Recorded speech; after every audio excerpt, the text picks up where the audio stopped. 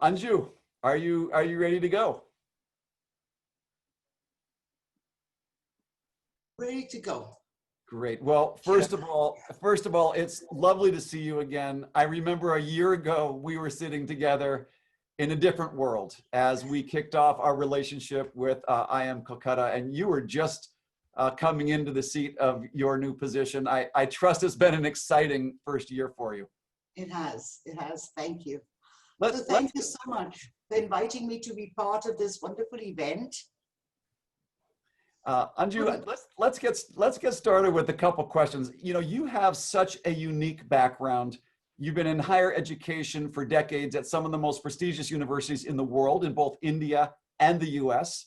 And when you look at your cross-continental experience, you've been watching the digital transformation kind of slowly evolve over many decades. I imagine the pandemic has changed that pace of transformation. I'm wondering if you could sort of characterize how 2020 looks in the broader context of digital transformation of higher education. So it may be helpful to provide a little bit of background about my institution, IIM Calcutta, and some of the other institutions I've been associated with, to be able to more clearly explain the transition that I see. So IIM Calcutta is the oldest business school in India. We were set up in 1961 in partnership with MIT, and this is our Diamond Jubilee year. I am an alum of IIM Calcutta from way back when, and came back as director last year. Delighted to be back in Calcutta. In between, most of my career has been in the US, but I've also spent time in Europe and some in other institutions in India. I think that one of the major transitions I see, I would like to embed in my experience with the University of Illinois. So Illinois was one of the first schools to take their MBA global by virtue with a partnership with Coursera, as it turns out. This is when I first encountered Coursera. My good friend Hussein Leblebici was preparing a course called Managing the Organization, which was one of the most popular courses of all time in the MBA program there. And I saw firsthand what it took to transition from a wonderful, very popular instructor face-to-face to an online world. That is not an easy transition. It is actually incredibly hard work. And so Illinois really helped facilitate that. I saw the same kind of transition being undertaken by my good friend Pierre Dusauge during a term at HEC that I was happily in Paris working with folks there. I think that one big event that I see now is that our faculty members have had to work to gear up to this new style of teaching very quickly in order to cope with the pandemic, in order to be able to be effective in our online courses. And I'm just so delighted that we've been able to accomplish that at IIM Calcutta really well. I think we have had the great benefit of having considerable experience in blended learning. So we're one of the pioneers in India with blended learning. So we've offered courses online, but blended learning in this particular context essentially involved our faculty members delivering courses to students in studios across cities in India. And then the students would come to campus for a short campus experience, but we didn't do very much at all in the asynchronous model, which is what Illinois and HEC had pioneered. So I think that one major trend, this is sort of long introduction to the idea, one major trend I see is with a move to asynchronous learning from synchronous kinds of models in the digital format, and the accompanying skilling up of faculty and to build new learning models. Something that we've always believed to be important as educationists is to go beyond teaching skills and concepts to encouraging our learners to, for their lives, learn how to learn. So the notion of lifelong learning, learning how to learn is something that's been built into educational practices from way back when. That idea is becoming even more important in the post-COVID landscape and with the new online education that we're encountering as universities. So when we consider how our courses are being offered, there is greater customization or the capability to customize. We hope to modularize even further. So this notion of customization simultaneous with modularity in order to be able to encourage our learners to be able to package certificates, package courses into certificates, package certificates into degrees is going to become even more important as we go forward. Associated with the customization idea is the understanding from the point of view of the market is when we say learn how to learn. Let me just give an example of a very dear friend of mine who's the CEO of a major multinational company and who took a Coursera course on analytics. Now, he doesn't do analytics in his day job. However, he deals with analytics all the time.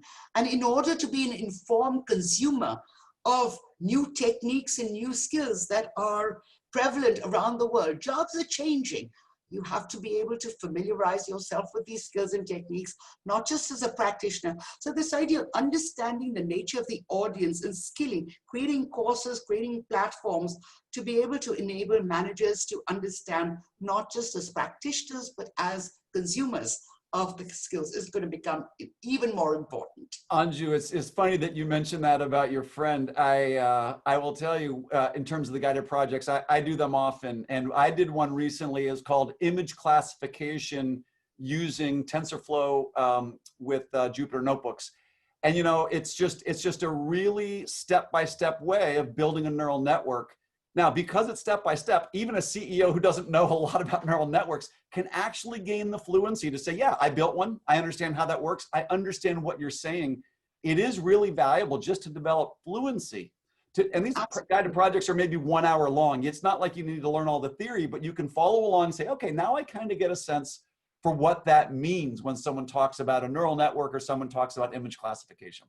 Absolutely. And once you know how it means, it fires the imagination to be able to then take it forward to use in your organization in a fashion that propels new strategic insights and new growth prospects. So this is just so exciting as a world to be in. It's just so exciting to see all of this flourish. Anju, there was a question about policy with regulators, government policymakers, universities, admins, and professors. The Indian government has recently introduced the new education policy. I'm wondering if, and I believe that they're at the forefront of really driving educational policy for this future that we're looking at here, the sort of post-pandemic higher access future. Could you talk a little bit about that and how global partnerships and technology might fit into that NEP, that new education policy in India? Well, let me start off by saying that I'm a great fan of the new educational policy. It is visionary. It is very broad ranging in its reach. It encourages exactly the right kinds of skill sets and critical thinking capabilities, problem-solving capabilities that we as educationists have traditionally considered to be really important. And so learner-centered education is something that is highlighted all the way through. Now, as always, the devil is in the implementation. So as theoretically, conceptually, it is an amazing policy. There are astounding guidelines that are laid down, and it is up to us as universities, as the Indian Institute of Management in Calcutta, as all of us together to see how we can best leverage these partnerships. That's an important word you use, Jeff. I'm a strong believer in partnerships as well, including ours with yours. None of us we are all, let me say this in a different fashion, we all specialize in something, right? And in order to then create synergies across our specialized knowledge, partnerships become incredibly important. We don't we at IIM Calcutta never want to be the creator of the technology that then develops virtual reality platforms. That's not what we do. However, we need to find a partner to be able to help us use that virtual reality platform in order to be able to develop our educational courses and certificates more effectively. So in the context of the national education policy, I foresee that more and more of these partnerships will come into being.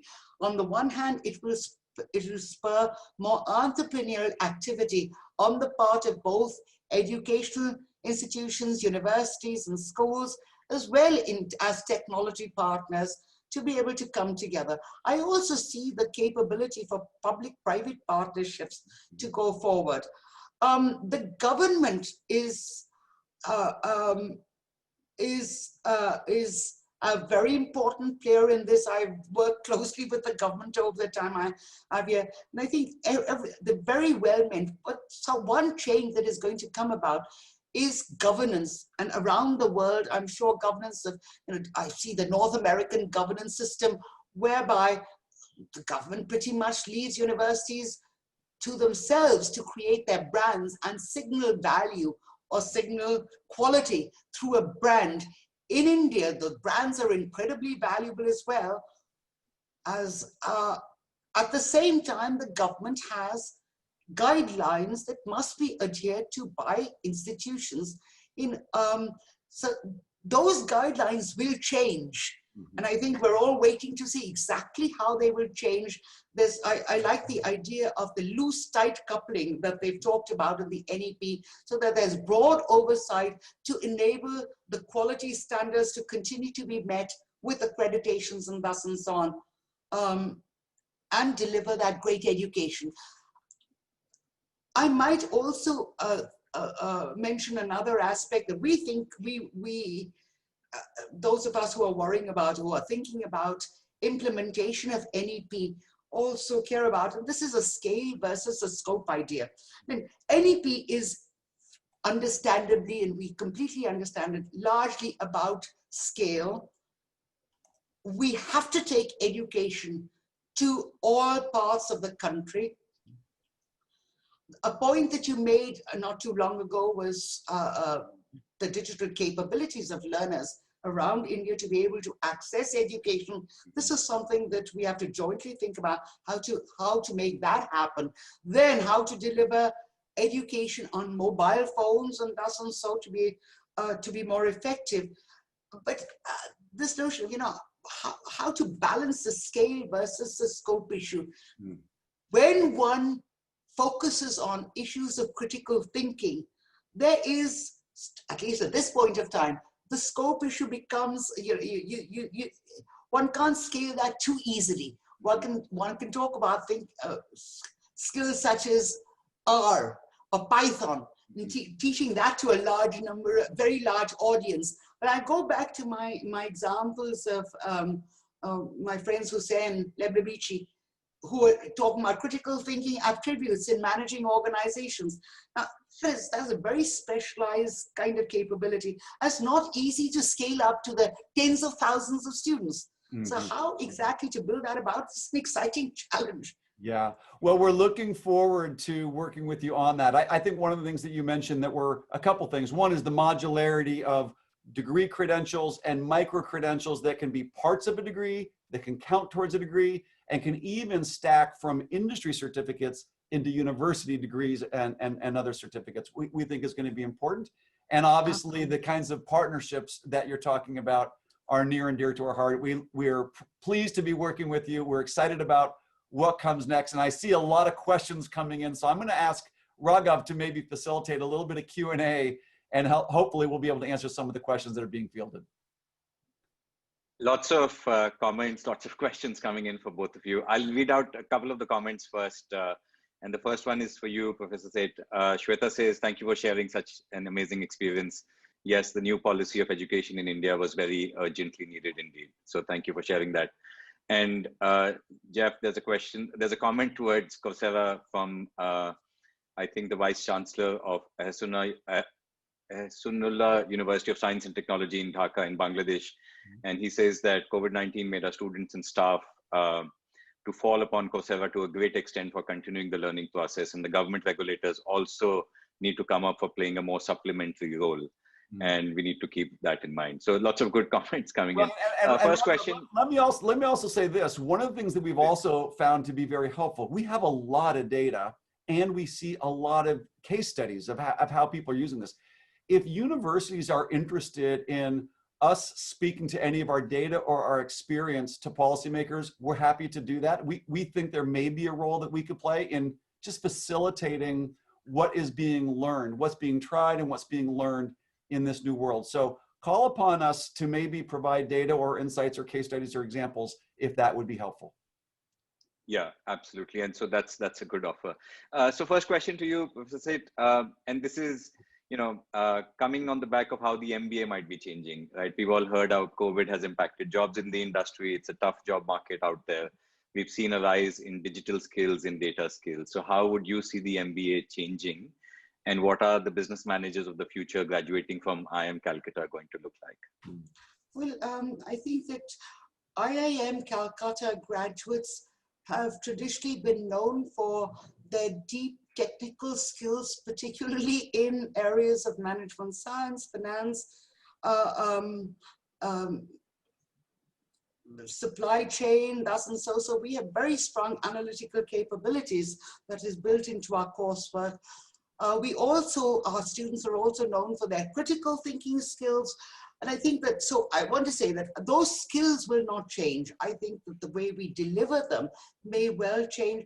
Again, the modularization issue comes to mind. Now, when our MBA students who hit the ground running, when they complete their education, will necessarily have new challenges that they encounter as they proceed through their careers. And I think one aspect that we will focus on to a greater extent is to equip our students to be even more flexible than they are at present for their careers going forward. And I think that notion of flexibility, resilience, COVID has taught us that it's just so critical to build these capabilities to be able to cope with uncertainty. So I think that we would like to see MBAs in the future, not just as being skilled, but also resilient, capable of dealing with uncertainty, capable of reskilling themselves in order to take on any new challenges, and actually not just take on, to provide leadership in the new ways the world will change. And Raghav, if I could just quickly add, the University of Please. Illinois, as Dr. Seth pointed out, they were one of the first to do a degree on Coursera. It was an MBA. There are now over 3,000 MBA students taking these courses. It's world renowned. It's one of the best, I think, online MBA programs in the world. They not only split out a piece of the MBA as a master track, it's a non-degree credential, but it's something that does not require admissions. But if you get admitted to the MBA, the work you do in this master track certificate, for instance, they have one in digital marketing, counts as credit towards the MBA. Exactly. Recently, they also launched a Master's of Science in Management. Seeing that there are many students who don't really want to face this job market, but don't have any work experience, it's a pre-experience Master's of Science in Management that is a bundle of courses from the MBA. It's for people who are just graduating from undergrad. It's a one-year program. It's much lower cost. And then if they want to go on to get the MBA, they can actually have all the coursework and credit hours apply from the Masters of Science in Management to the MBA program. So it's exactly the kind of modularity and stackability and flexibility that Professor Seth is talking about. And not surprisingly, Anju, from where you came, much innovation comes. Well, I watched this in the process of being developed, and it is actually a great model. I should also say to our question, one of the things that we pride ourselves on at IIM Calcutta and most institutions that offer MBAs do, is the value of the network, the alumni network of participating in programs like this. And Jeff, I'll tell you, when at the time, when I was at Illinois, there was considerable discussion about how moving to an online MBA from the face-to-face MBA that I taught in for a very long time. How would that change the nature of the alumni network? And it's interesting to see that it has transitioned quite well. There are those of us, I mean, I'm an MBA alum from IIM Calcutta, and we feel, no, we're special. We're more special than anybody who might want to do the same program online. So I completely see that. Yeah. But working towards how to make that, how to build those networks, this is an opportunity I see. So I think that we can take that further. Great. The next question I'd like to go to, and it's just come in, but I'd like to pick it up right away, which is from Dr. Harivansh Chaturvedi. I believe he's the director of BIMTech, which is a business school in Noida in India. And I'll broad base the question and ask both of you this. How can Coursera and IIM Calcutta help Indian business schools or other business schools in general to become globally competitive during the post-COVID era? Jeff, maybe if I could request you to go first and then come to you, Professor. Yeah, I mean, the very nature of our model from the days that two Stanford professors founded Coursera in 2012, Daphne Kohler and Andrew Ng, both in computer science, started Coursera as professors at Stanford, where they wanted to share their lecture materials online to a world of learners. That has now evolved, as I've already discussed, where we're not only offering our university partners courses to individuals, we're offering them to institutions as well. And importantly, 1 year ago, to campuses. Now, a year ago, we also announced that IIM Calcutta was going to become a university partner on Coursera. So the standard model is that IIM Calcutta will offer new materials. Those materials will be available to universities around the world through Coursera for Campus. And we are very excited about the kinds of content and credentials that will be coming on the platform through IIM Calcutta. And with that, I'll sort of turn it over to Professor Seth to see what you might say about the role that IIM Calcutta could have in helping other institutions. Well, thank you, Jeff, because you summarized it very well. And for Harivansh, hello. I would like to say that we are deep in the middle of preparing our postgraduate certificate on management science and one on supply chain analytics. And absolutely, these should be available in the Coursera platform. And we hope to be able to facilitate other business schools, not just in India, but around the world. I think, can I make a comment here about localization versus globalization, which is something that I keep being asked about. At one level, COVID has created a circumstance where there is localization to the extent that students can't travel to their universities that they were admitted to across some other part of the world. But another very important respect, because of the possibility of online collaborations, education is globalizing at a pace that is never before done. So down to Harivansh's question, we are specialists in certain areas. We have great skills. We're creating these programs, and we believe that these programs will be valuable to learners around the world. We hope to partner with institutions around the world to be able to create collaborative programs going forward. So, globalization. All right, last question I'd like to come to, and this is again for both of you, and we have many comments coming in on this particular topic as well, is just the whole higher education business model, right? There's a lot of pressure on tuition. And do you see COVID changing education business models, driving cost efficiencies? Do you see tuition fee coming down or changing in any sense? Yeah, either of you can take it first. And yeah, why don't you start? I'll take it. Go for it, Jeff. I'll take a quick stab. Yeah, definitely there's a lot of interest in trying to figure out how to bring down costs. But there's something very, very fundamental, as Professor Anju just said, there's something fundamental going on. When you can deliver learning that is at least partially online, your capacity to serve more students goes way up. Also for certain institutions, your capacity to serve other institutions goes way up.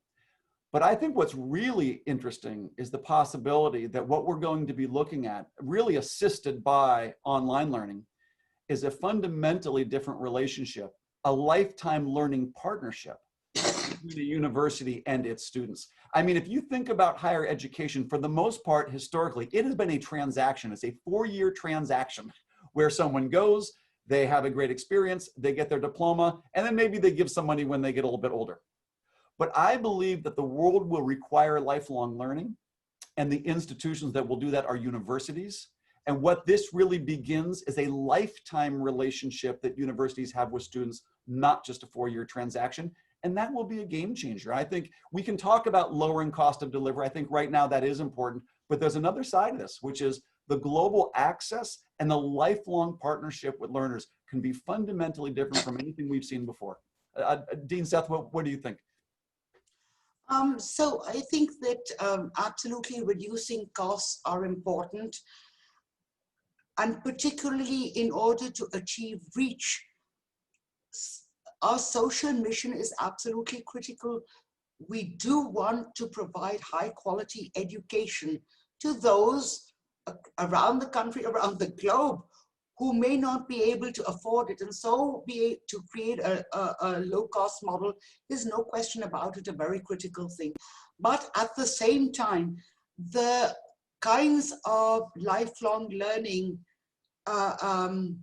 capabilities that Jeff was talking about, and which we strongly believe in as well, and the networking, we really think that that is something that's going to go nowhere. It's always been a very important part of an MBA, of a business education, of the campus experience. And so we think that that is going to stay. Now, how we may be able to leverage technology to make that happen is something that we have to think long and hard about. But I went back to the question of scale versus scope. You know, I'm not sure that it's going to be easy to, well, I think that there is a role to play for a relatively narrow scope of operation to help build the networking, because networking around, you know, millions of people, millions of learners is not that easy at the same time. So that balance of scale and scope issue, which is associated with cost, is something that we have to think about how we take forward. Awesome. Thank you both.